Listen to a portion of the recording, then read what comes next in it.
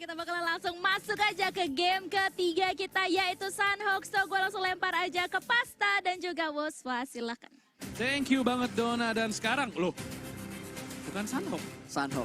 Ini tapi mapnya Miramar. Nggak apa-apa. Ah, Ini Sunhawk. Kaget. Jangankan Anda, Jangankan saya juga Anda. kaget. Apakah briefing kita tadi salah? Iya, gue kira gue yang salah, tahu gak sih tadi pas kayak Kita udah nge-bridging udah padahal ya? ngomongin Sunhawk atau Miramar, men. Itu kaget banget, parah.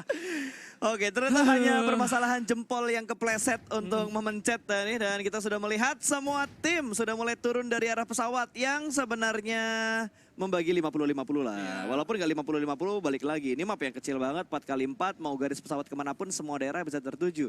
Tapi satu hal yang menjadi pertanyaan kita dari kemarin dan hari ini, dan dari tadi kita bahas juga, ada nggak tim yang bakal motong rotasi dari Alter Ego? Tapi sepertinya Alter Ego akan bentrok karena Bonafide menuju ke arah bawah, Geekfam juga menuju ke arah bawah. Ini akan membatasi looting yang dipunya sama Alter Ego. Wah, circle-nya ke bawah. Circle-nya ke bawah. Mereka nggak bisa nggunain strategi mereka yang biasanya. Mungkin bisa, tapi nggak terlalu efektif. Karena biasanya mereka efektif karena bantingan circle-nya tuh ke atas. Jadi jalur rotasinya itu enak untuk Alter Ego-nya. Tapi dengan kondisi circle yang kayak gini, jalur rotasi mereka tidak terlalu luas. Ya, mereka bakal dipastikan fight sih di early round. Karena lagi-lagi semua rotasi tim bakal mengarah ke posisi mereka. Jadi kemungkinan mereka nggak akan punya waktu untuk melakukan strategi healing lagi-lagi karena mereka bakal ditabrak. Mereka harus punya strategi lain untuk dimainkan dengan circle seperti ini ya. Kecuali mereka mau main gila, mereka udah dapat 48 kit, ambil mobil, banting ke atas. Terus mulai melakukan rotasi dari atas. Itu menurut gue strategi yang nggak bijak banget sih. Mungkin mereka bakal coba fight. Mereka harus fight menurut gue. Tapi kalau mereka pakai healing ya, kalau mereka lewat jalur laut yang jelas pasti nggak bakal dapat tempat buat di looting. Gini, kalau misalkan mereka mau main healing, mereka harus ngumpet, bener-bener ngumpet dan berdoa nggak ditabrak. Karena mereka bisa melakukan healing, nahan aja di situ selama mungkin, baru healingnya nanti dipakai tuh di circle-circle terakhir. Iya. Tapi ya gitu, mereka harus berdoa mereka nggak ditabrak. Artinya mereka harus punya line of defense yang kuat.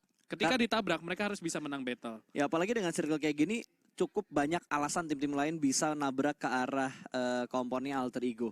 Karena kompon mereka tuh masuk circle. Iya, mereka bakal punya waktu rotasi yang lebih lambat dan di sini Bonafide akan turun di Sahmi ya, tempat di mana gelut antara Siren dan juga Bigetron terjadi, dan ini Luxi dengan 135 kill di posisi ketiga tadi berhasil mendapatkan 1 kill tambahan bahkan di Miramar, dan Bigetron bakal turun di posisi biasanya di Hatin dan bakal melakukan looting, dan mereka kalau nggak salah harus rotasi sedikit masuk ke dalam circle, cuman 200 meter jadi masih bisa dilakukan dengan jalan kaki doang. Ya apalagi 200 meter Sunhawk, apalah Iya, gunanya, apalah sebuah jarak gitu loh. Apalah arti 200 meter di Sunhawk. Aduh. Full boosting juga nggak berasa geraknya cuy. Iya. Bener-bener nggak berasa banget. Dan kalau ngomongin BTR, mereka juga sering banget, apalagi kita ngomongin turnamen-turnamen lain, mereka sangat sering untuk mendapatkan chicken di arah Sunhawknya. Bahkan mereka hampir waktu itu menyabet juga The King of Sunhawk, hampir mereka dapatkan waktu itu, tapi karena permainan yang kurang stabil, tidak terlalu komit juga untuk mendapatkan chickennya, dan masih cukup bebas sebenarnya. Surat tanah di Sunhawk ini bakal diberikan ke arah mana. Tapi ini Sunhawk adalah salah satu map di mana Boom juga lumayan kuat. Tapi kalau circle-nya mendukung ke arah mereka, dan di sini Heroes lihat, ini posisinya Hitman waktu nahan posisinya Sahme. Iya, gue inget banget. Dia ngecek angle dulu. Yang ketemu waktu itu. Yang nahan. Tapi di sini Heroes bakal lanjut melakukan looting. Nggak ada kontes sama sekali. Tapi kalau nggak salah di atasnya ada Bonafide sih. Gak terlalu jauh sebenarnya. Di bagian bawah tuh bakal numpuk antara ini Alter Ego, dibantai. Bonafide sama Geekfam. Oh, ini dibantai. Ini di bagian bawahnya, bantai bawah. Dan kalau nggak salah tadi ada pemain Alter Ego juga yang ngambil daerah Docks deh. Ada satu player Alter Ego yang menuju ke arah Docks. Apa mereka masih coba dengan healing strategi mereka, sukses atau enggak untuk di Grand Final Sunhawk pertama ini? Ini kan Sunhawk pertama di Grand Final. Sunhawk pertama. Kayaknya mereka bakal masih melakukan hal yang sama, tapi bedanya kontestan mereka lebih banyak. Iya. Biasanya kan circle ngebanting ke arah atas, terus bagian bawahnya relatif kosong, mereka bisa rotasi dengan aman. Sekarang, kalau mereka mau naik ke atas, ada kemungkinan bertemu dengan tim lain. Artinya, Smith sama Heroes harus mendapatkan kill. Kalau enggak, lagi-lagi, di laga Grand Final kayak gini, di mana Sunhawk hitungannya dikit banget, lu nggak bakal sebanyak Miramar atau Erangel. Lu harus dapetin poin banyak di Sunhawk ketika lu bisa. Artinya ya itu, Heroes sama Smith. Kalau mereka menyelesaikan pertandingan dengan 0 kill, 1 kill, apalah arti placement point. Mendingan lu main all out, dapetin placement juga dapetin sama kill, main sebagai sebuah unit. Itu mungkin bakal lebih efektif. harus seperti itu sih yang dilakuin. Karena hanya placement tidak bisa ngebantu. Apalagi Iya. kalau misal ya, kita berandai-andai gitu, placementnya Alter Ego selalu bagus dan tinggi. Terus tiba-tiba poin mereka sama dengan tim lain. Mereka pasti bakal kalah Iya. posisi placementnya Betul. dibandingkan tim yang mendapatkan kill lebih banyak. Walaupun secara total poin mereka sama. Apalagi kalau kita lihat kemarin ya pas Alter Ego tetap mainin strategi healing mereka dan strategi healingnya tidak berhasil. Kita lihat sekarang mereka ada di posisi berapa. Mereka ketendang turun di regular season. Mereka nggak masuk top 3, mereka nggak masuk top 4. Bener-bener ketendang turun karena permainan mereka hanya mengandalkan placement point dengan strategi healing. Betul, dan ini adalah statistik antara Onyx dan juga Victim dengan total kill 269, ada average survivalnya juga. Average kill lebih banyak dipegang sama Victim untuk jumlah killnya. Dan damage-nya juga lebih banyak dari tim Victim. Jelas banget karena killnya juga lebih banyak dari Victim. Average-nya untuk survival time hampir sama sih. Hampir sama. Hanya berbeda komanya doang, 59 dan 0,1 Ya, ini, dan 01. Ya, ini masih stalemate doang. Kita ngelihat Sunhawk yang pasif lagi-lagi. Selalu ya, Sunhawk tuh dibuka dengan kepasifan seluruh tim. Dan menurut gua ini karena semua tim masih punya angka poin yang sama. Relatif mirip-mirip, mereka bakal main aman, mencoba mencari placement sambil nyari kill juga. Bakal coba main buat late game, nggak ada alasan buat tim nabrak compound dan nyari kill atau nyari poin. Karena masih bisa dikejar dan Swavel udah keculik. Ada morph dari ujung sana dan Swavel kayaknya bakal langsung dikonfirm. Dipulangkan langsung ke arah lobby. Bukan awal yang baik bagi Bumi Sports. Iya, dan ini Blue Zone juga udah mulai bergerak, berarti memastikan semua tim harus bergerak dengan sangat cepat. Tapi balik lagi nih, Sunhawk pergerakannya cepat atau lambat pasti akan sangat mudah untuk menggapai circle berikutnya. Dan Jaxi sudah tahu di mana Boom berada, sudah mendapatkan 1 poin kill. Tapi di bagian belakang mereka ada tim lain yang mulai menunggu Morph. Tidak boleh terlalu fokus untuk mengambil angle shootnya ke arah Boom, karena Onyx juga berada di sekitar mereka dan di belakang mereka tadi juga ada tim lain deh kalau nggak salah. Ada Red Rocket yang berada di sekitarnya Morph. Ya, ini seluruh tim bakal saling motong jalur rotasi ya. Jadi mereka bakal pengen main late rotation, bakal coba biarin tim yang di depan mereka gelut sama tim yang di depan merekanya juga. Terus memanfaatkan kesempatan dalam kesempitan masuk ketika ada perang. Karena lagi-lagi ketika tim sedang fokus melakukan perang, di situ biasanya ada celah buat masuk ke dalam circle. Ya, dan harusnya bagian tengah nih, area-area bootcamp harusnya udah mulai numpuk. Karena itu yang menjadi center circle dari circle yang pertama. Dan Morph udah keluar dari bootcamp. Ini menyebabkan kekosongan yang ada di bootcamp. Harusnya ada tim lain yang udah mulai masuk ke arah bootcamp dan sedikit melakukan looting di sisaan-sisaan yang udah diambil sama Morph. Iya, dan biasanya ada GD yang ngisi di gudang 3. Ya, tapi karena GD nggak ada tidak GD. lolos, harusnya NFT sih. Karena Harusnya jalur rotasinya NFT juga biasanya suka ngambil ke arah bootcamp. Dan jalur rotasinya BTR juga biasanya ngambil ke arah bootcamp. Ya, ini kalau kita lihat ya pas ini Boom masih penasaran banget sih sama Morph. Mereka pengen dapetin refract, tuker 1 at least. Dan di sini Fokker udah ke-tag ke low HP, harus mencari cover dan melakukan healing. Kalau kehilangan 1 pemain lagi di sini Boom, late game mereka bakal sulit banget. Dan jeleknya dari Boom tadi, angle-nya ke Ya. arah Morph itu ketutup sama pohon. Jadi Betul. nggak bisa tahu posisi di manakah keempat pemain Morph ini melakukan setup. Pohon mengubah view segala tim yang berusaha untuk melakukan pick. Ya, sementara lokasinya Boom agak open banget ya. Mereka cuma punya beberapa batu dan mereka tadi agak di open field. Makanya tadi Swavel bisa ke pick off dan menurut gue itu kill yang cukup jauh ya ke arah Swavel. Dan di sini Boom akan memutuskan untuk melakukan rotasi, menahan masih di luar compound. Sementara Aerowolf ini di... Incer. Ya, ya. Tapi ini serigalanya bukan mangsa kambing, robot yang dia mangsa. Apakah gigi serigalanya kuat untuk ngerogotin robot-robot ini? Bisa ompong sih. Bisa ompong Kalau sih. salah gigit ya. Jadi memang kita lihat di sini selalu menjadi pertandingan yang menarik kalau Bigatron ketemu Aerowolf. Karena bisa dibilang jalur rotasi mereka bisa dibilang 11-12. Selalu ketemu dimanapun mereka berada. Dan di sini Morph akan menahan tepat di luar bootcamp. Mereka kayaknya mencar 2 lagi deh. 2 di atas bukit, 2 di bawah. Jadi kalau misalkan butuh backup, mereka masih nggak kekunci banget lah posisinya. Sementara Alter Ego gila ternyata men. masih ingin menggunakan strategi Oh, healingnya. Badru God. 45 bandage, 21 first aid, 15 energy drink dan 3 painkiller. Energy drinknya masih kurang sih. Harusnya dia bisa dapat 10 lah energy drink dengan 3 atau 4 painkiller. Tapi biasanya painkiller tuh di 4 dan dia bakal nge-boostnya tuh pakai energy drink. Karena waktu konsumsinya itu lebih cepat di energy drink dibandingkan kalau nggak salah painkiller 6 detik ya. Iya.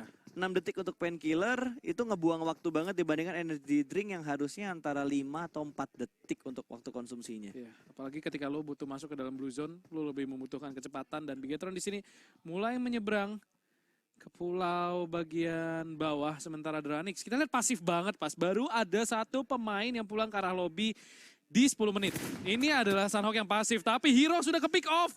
Oh no, bukan awal yang bagus bagi Alter Ego karena Heroes adalah killer dari Alter Ego. Kalau dia nggak dapetin poin, placement dari Badru nggak akan cukup buat nge-boost posisi mereka di leaderboard nanti. Iya, dan ini informasi penting banget didapetin sama RRQ. Mereka ngenokin satu pemain Alter Ego. Ini membuktikan bahwa ini jalur rotasi yang bakal dipakai sama Badru nanti. Tapi karena udah ada engage kayak gini, Badru bakal ambil jalur rotasi yang lainnya. Harusnya sekarang RRQ udah tahu. Oh, yang dikenok tadi adalah Heroes. Yes. Ini artinya Heroes paling cuma berdua atau sendirian. Kalau gue jadi RRQ mungkin gue pengen nge-push sih. Udah dapetin 2 kill itu karena lagi-lagi 2 lawan 4. Tapi posisi dari RRQ cukup terbuka. Dari belakang mereka masih bisa ditambakin sama tim lain. Mereka harus berhati-hati kalau memang mereka mau commit push. Mereka harus melakukannya dengan cepat karena di belakang mereka ada Louvre. Ya, dan sebenarnya gue penasaran pergerakan dari Bonafide ke arah mana, BTR ke arah mana. Karena kalau nggak salah BTR tuh bakal ambil jembatan sebelah kiri dari Hatin. Dia nggak ngambil jembatan yang paling dekat, mereka ambil jembatan yang jauh. Mereka nggak ngambil rotasi jarak dekat, mereka ngambil rotasi jarak jauh. Dan Bonafide harusnya akan bertemu dengan BTR. Kalau jalur rotasi BTR itu ke bagian bawah. Ini adalah statistik dari Ucup juga, udah mengumpulkan 67 kill sejauh ini dari regular season hingga saat ini. Dan Ucup yang sudah mengontrol di area sekitar ini kalau nggak salah daerah-daerah sekitar Quarry ya? Quarry. Cave Quarry harusnya, daerah-daerah situ. Ya, ini lagi-lagi pasif banget. Kelihatan semua pengen dapetin placement yang tinggi. Mereka pengen finish the game dengan placement yang tinggi. Dan lu kalau mau main seperti itu, baiknya main di late game. Karena lagi-lagi semua tim bakal tempur. Semua akan sibuk dengan dunianya masing-masing. Dan lu bisa menjadi orang ketiga ketika lu masuk ke dalam circle. Dan di sini Liquid sudah ter-take down oleh No Mercy. Lenski juga langsung memulangkan Liquid ke arah lobby. Di-confirm killnya langsung. Itu adalah gudang 3. Dan Morph kayaknya memang menunggu tim masuk ke dalam gudang tersebut. Betul. Dia ngambil pertigaan rumahnya di arah bootcamp. Tidak terlalu jauh. Dan cukup loh satu pemain dari tim NFT. Apalagi Impe harus nge-prone dulu untuk nutup angle shoot yang dipunya sama tim Morph. Ya, lihat. Itu udah kekunci banget. Dan NFT mereka sebenarnya masih bisa kabur, tapi mereka harus berhati-hati. Dan Hitman dapetin Microboy. Satu pemain ter-take down dari Bigetron. Kalau misalkan kita lihat dari kill feed tadi, sementara ini masih stand off antara Morph dan juga NFT. Tidak ada... Gue rasa gak bakal komit deh fight ini. Karena mereka semua punya kompon, apalagi untuk NFT. Posisi mereka masih cukup nyaman dan Zulhak berhasil mendapatkan Zuxi. 2 pemain dari BTR terkenok. Bonafide mendapatkan angle shoot yang bebas banget. Dan Hitman bakal tembak dari arah belakang. Ryzen hampir saja mendapatkan satu trade kenoknya. Tapi Luxi bakal bleeding out. Ini bakal menyakitkan banget karena mereka fight dari blue zone yang kedua. Ini jalur rotasi terpotong banget sih Bigetron. Kita lihat di sini Zulhak sudah menahan dari jauh, sementara Hitman walaupun dia nyawanya kecil tapi dia masih bisa melakukan healing. Sementara pemain-pemain dari Bigetron mulai bertumbangan. Tersisa seorang Ryzen di bawah sana, terkunci posisinya oleh Zulhak. Dia nggak bakal bisa lari kemanapun karena dia nggak punya kendaraan. Posisi dari Bigetron terkunci mati, Jersey mulai lari, 380 meter masih bisa dikejar dengan kaki, tapi circle bakal nutup. Kalau dia nggak punya healing, dia nggak bakal punya nyawa yang cukup buat masuk ke dalam circle selanjutnya. Iya, mereka berada di bagian kiri dari mapnya, di bagian baratnya, dan ini Ryzen yang tersisa, last man standing dari BTR, bisa bertahan atau tidak. Mobil juga udah mulai diledakin, dan Bonafide bener-bener memotong jalur rotasi dari tim BTR. Merepotkan banget sih Bonafide ini. Tersisa Ryzen, dan tanpa kill loh. Ini kalau Bigetron tusun, mereka udah mulai boleh keringet dingin sih pas. Karena 3 ronde mereka menghasilkan poin yang gak begitu banyak. Walaupun ya bisa dibilang banyak yang bilang kalau Bigetron telat panas. Tapi kalau mereka telat panasnya sampai hari kedua, hari ketiga, agak berbahaya sih. Iya, itu bisa telat banget. Itu kayaknya PR untuk internalnya BTR deh. Untuk pemain-pemainnya BTR, PR mereka tuh belum ada lagi, belum ada PR lain, hanya satu dan belum diperbaiki hingga sejauh ini. Mereka selalu telat panas dalam momen-momen grand final kayak gini. Dimanapun itu. Ya ini Ryzen udah mulai bakal dikejar. Di-commit pushnya. Bakal di-commit push sama Jersey. Ini pakai Uzi jarak dekat pula. Ryzen juga udah mulai panik. Di sini 3 lawan 1. Stepnya udah mulai kedengeran juga. Ini Ryzen udah mati banget sih. Kalau misalkan dia bisa nge-clutch, menurut gua Bonafide melakukan pekerjaan yang sangat buruk buat matiin Ryzen. Dan ini gak ada jendela. Ini dia gak bisa kabur kemana-mana. Kita lihat di Zulhak bakal nahan dari depan, tapi dia minum. Ryzen bakal berhasil melakukan 1 kill sebelum akhirnya tumbang. Membawa 1 pemain bersama-sama ke arah lobby. Walaupun begitu, 1 ditukar 4. Merupakan sesuatu yang sangat worth it bagi Bonafide tadi. Ya, dan BTR untuk Sanhok kali ini mereka hanya mengumpulkan 2 poin kill, 1 placement dan juga 1 kill. Hanya 2 total poin yang dikumpulkan sama BTR untuk di round Sanhok kali ini. Dan kita bakal fokus lagi menuju ke arah victim. Harus langsung lewat begitu saja karena momennya juga udah lewat dan gue gak denger bunyi ayam lagi tadi. Gue denger ayam sih tadi. Lu denger ayam juga? Gue juga denger ayam. Ayam goib is real di Sanhok ya. Ayamnya kayaknya nagih pengen bunyi 2 kali ya. Iya bener banget. Sembari di sini kita mendengar tembakan dari Slayer juga ke arah pemain-pemain Aura yang berada di area yang relatif open field. Pohonnya tipis-tipis banget pas di situ. Jadi covernya bakal tricky banget. Slayer di sini bisa mendapatkan beberapa kill. Mungkin sembari Aura harus melakukan rotasi jauh kalau mereka ingin mendapatkan compound ini. Dan ini adalah posisi yang paling sering diisi kalau misalkan circle-nya ke arah Painan. Ya, dan itu adalah tempat-tempat yang akan bisa dibilang sangat banyak tim yang bakal numpuk di area-area sini. Ini Red Rocket biasanya ngisi tempat ini. Dranix juga sering banget ngisi di tempat ini, memang menjadi hotspot sih. Kalau kata player circle. tuh Bukit Tengkorak. Bukit Tengkorak. Bukit Tengkorak, karena bakal ada banyak tim yang bertemu di area perbukitannya. Aura sejauh ini masih mendapatkan high ground advantage yang lebih unggul dibandingkan beberapa tim lainnya. Tapi balik lagi, kalau dari arah bawah naik 2 tim dan itu nggak kedeteksi sama tim Aura, mereka bakal blind spot banget. Mereka bakal buta dan mereka bakal di-engage sama tim-tim yang berusaha naik ke atas bukitnya. Mereka main sebagai sebuah unit banget sih ini. Benar-benar nyisir pinggir circle-nya. Depan mereka ada RRQ. Tapi lagi-lagi betapa pasifnya ke-15 tim yang bermain. Tidak ada engagement yang begitu berarti. Semua pengen main aman dulu. Pengen dapetin placement dan juga kill yang banyak di late game. Makanya kita melihat tidak ada engagement sama sekali di mid gamenya. 17 menit masih ada 15 tim, 57 pemain. Bahkan ini lebih pasif dari Erangel yang tadi. Betul, kita biasanya map-map besar seperti Erangel, Vikendi yang biasanya pasif. Miramar. Bahkan Miramar sekarang gue nggak bisa bilang Miramar map yang pasif lagi karena engagementnya itu tinggi banget main di Miramar. Lebih rusuh di Miramar daripada di Sanhok. Motong jalur rotasi, ngeledakin mobil, motong rotasi musuh tuh nggak langsung dari depan-depanan tapi ininya apa? Mobil yang diledakin supaya rotasinya terlambat. Dan Badru tadi sudah mengumpulkan healing yang cukup banyak. Aura bakal fight dengan tim RRQ. Mereka sudah saling bertatap. Oh, bentar, itu bukan RRQ, itu Red Rocket kayaknya. Enggak. Mereka tembakin RRQ tadi. Tapi di belakang mereka ada Red Rocket. Jadi mereka harus berhati-hati karena, tapi setahu gue Red Rocket ada di bagian bawah tuh. Jadi mungkin nggak begitu mengganggu. Tapi Aura, mereka kayaknya masih belum sadar kalau tepat di sebelah kiri mereka ada Red Rocket. Dan ini mereka kalau larinya kayak gini, mereka bisa kedeteksi sama Red Rocket. Mungkin informasi udah masuk. Badru men, lihat.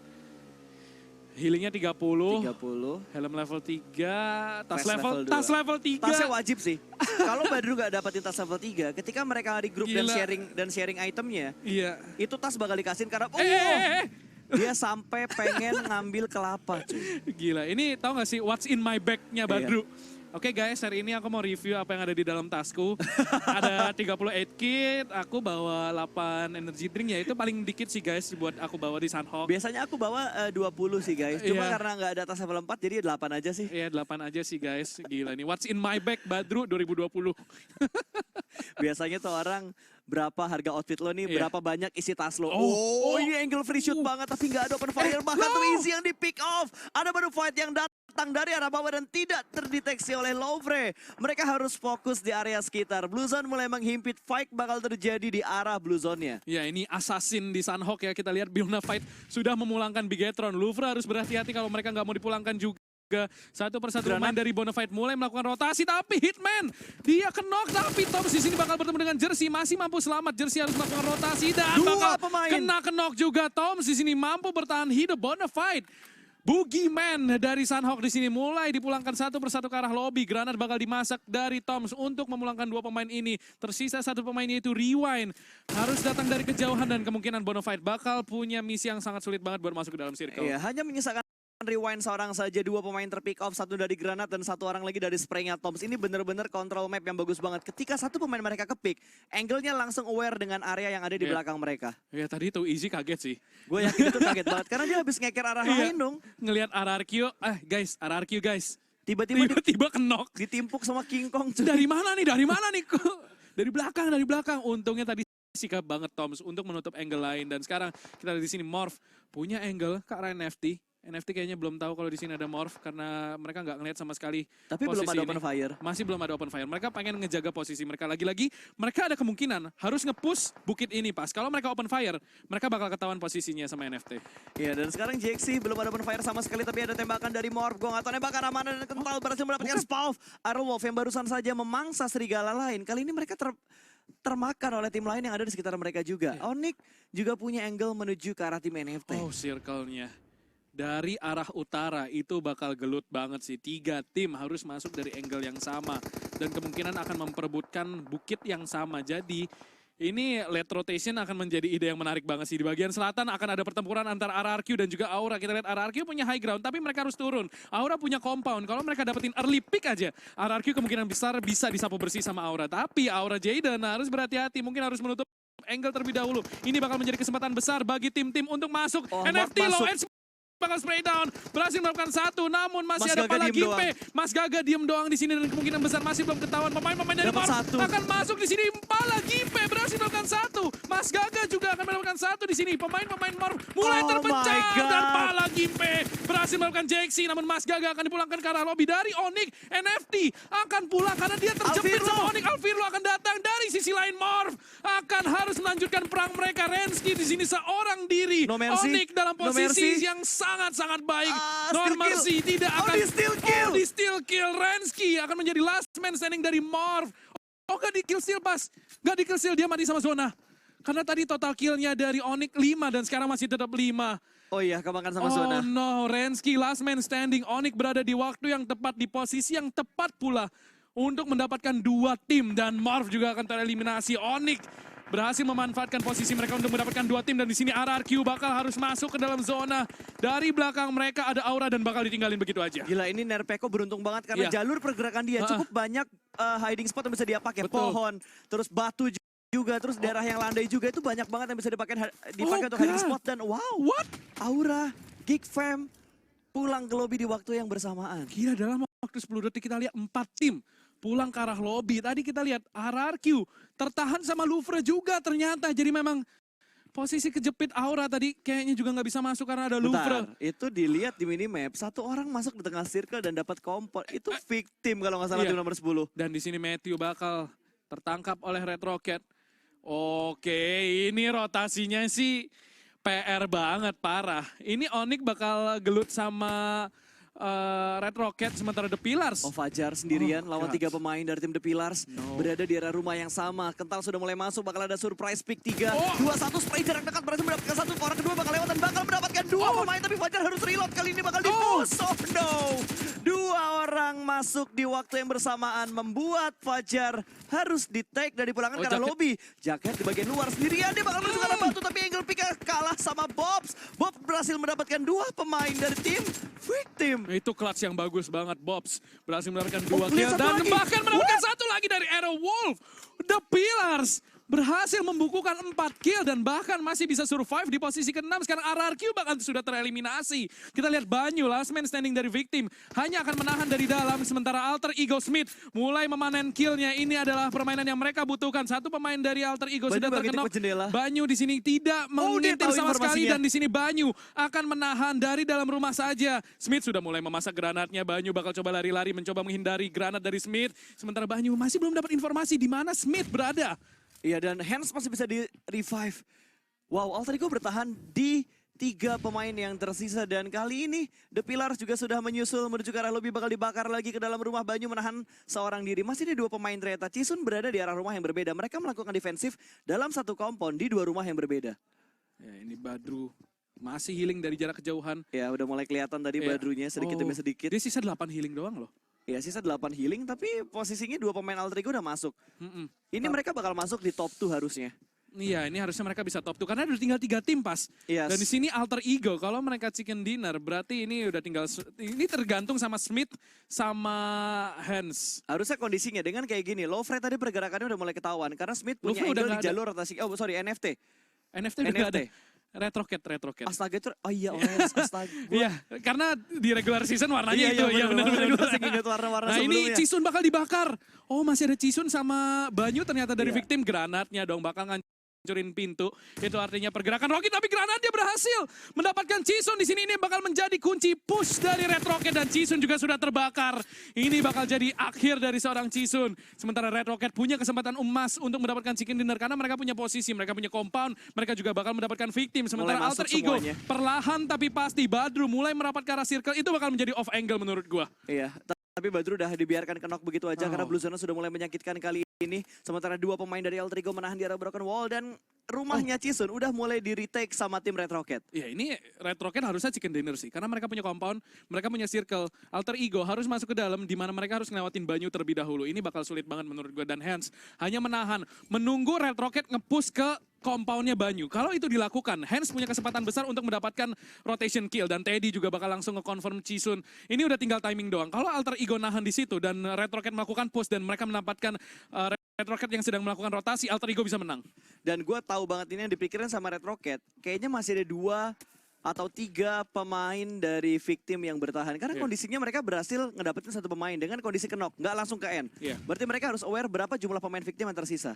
Iya. Sementara step dari Alter Ego sudah mulai terdengar kali ini. Bakal ada lemparan granat menuju ke arah Broken Wall. Ini bisa ngasih damage ke Oh, arah God. Smith. Oh, no. Smith! Kena, oh nggak connect. Nggak Oh, kena, Smith nggak kena. masih bisa bertahan.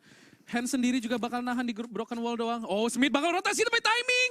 Oh, Red Face gak akan ngelihat pemain tersebut melakukan push ke arah tembok Banyu di sini. Oh, itu informasi yang penting banget tapi tidak didapatkan oleh Rocky. Jadi mereka bakal masih harus ngelihat Broken Wall mungkin. Iya, betul banget. Dan ini last man standing dari tim victim. Wah, Benar-benar gila. menahan stepnya. Banyu nggak membuat keributan sedikit pun. Dan Alter Ego harus ngecek ke dalam rumah dulu ada orang Iya. atau enggak. Kalau mereka sampai buka pintu, lihat angle shootnya Banyu, itu benar-benar ke Iya. bibir pintunya. Mereka harus hati-hati banget sih. Masuk terus Banyu dapetin 1 kill aja.